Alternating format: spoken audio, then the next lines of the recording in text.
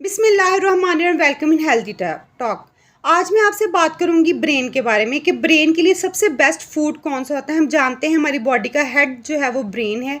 जितने भी इम्पोर्टेंट काम होते हैं, जो भी हमने सोचना है, जो करना है, जो हमने डिसीजन लेने हैं, तमाम ब्रेन की मौजूदगी में होते हैं। ये हमारी मेमोरी भी है, ये हमारा कंसंट्रेशन जो है वो चीज़ों के ऊपर जो हमारी तवज्जो है उसके लिए अहम होता है। फोकस करने में मदद करता है, थिंकिंग में मदद करता है।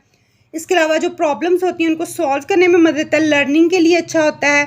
और जितने हमारे मूड डिसऑर्डर होते हैं, हमारे जो जितने ब्रेन की इन्फ्लेमेशन, वो तमाम चीज़ें जो है वो ब्रेन ही कंट्रोल करता है। ब्रेन के बहुत ज़्यादा फंक्शन है, हमारी बॉडी का ये मेन पार्ट होता है।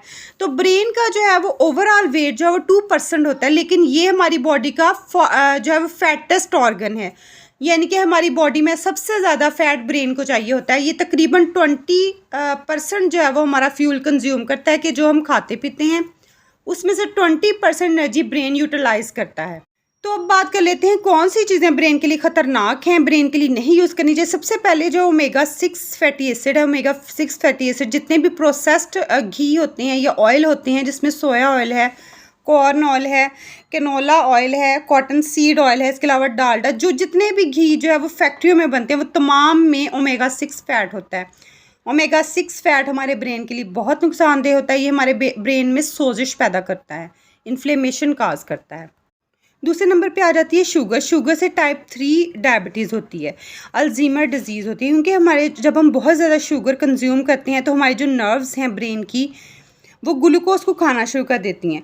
जितना ज़्यादा फ्यूल जो है वो लेंगी, उतना ही ज़्यादा इंसुलिन रेजिस्टेंस होगी, उतना ही हमारा जो है वो कनेक्शन फ्यूल का नर्व से कम होगा। यानी कि हम चीनी खा तो रहे हैं, हमारी बॉडी में इंसुलिन रेजिस्टेंस भी है, ग्लूकोज भी है, लेकिन हमारी नर्व को जो फूड चाहिए वो उसको उस तरह नहीं मिलता, तो नर्व को फ्यूल कम हो जाता है। तो नर्व जो न्यूरॉन्स हैं वो भूखे रहना शुरू हो जाते हैं, जिसकी वजह से जो है वो न्यूरॉन्स की डेथ हो जाती है।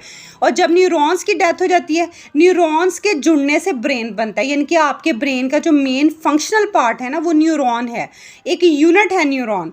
तो अगर आपके न्यूरॉन की डेथ होना शुरू हो जाएगी, वहीं से आपकी बॉडी जो है वो डिस्टर्बेंस का शिकार हो जाएगी। आपके जितने भी काम हैं वो सारे ख़राब होंगे, आपकी मेमोरी लॉस होगा, आपको मुख्तलिफ डिजीज़ होंगी। इसके अलावा जो है वो आपकी जितने भी बॉडी पार्ट हैं वो मुतासिर होंगे।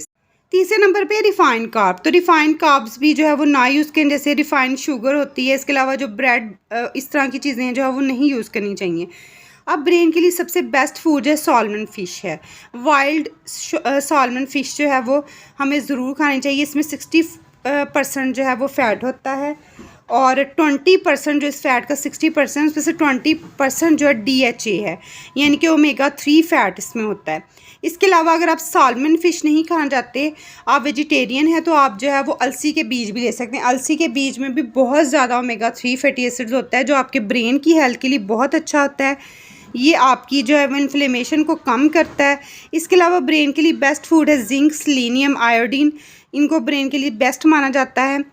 तो उम्मीद करती हूँ वीडियो अच्छी लगी होगी। वीडियो अच्छी लगी तो मेरे चैनल को लाइक, शेयर, सब्सक्राइब कीजिएगा। मिलती हूँ नेक्स्ट वीडियो में, तब तक के लिए अल्लाह हाफिज़।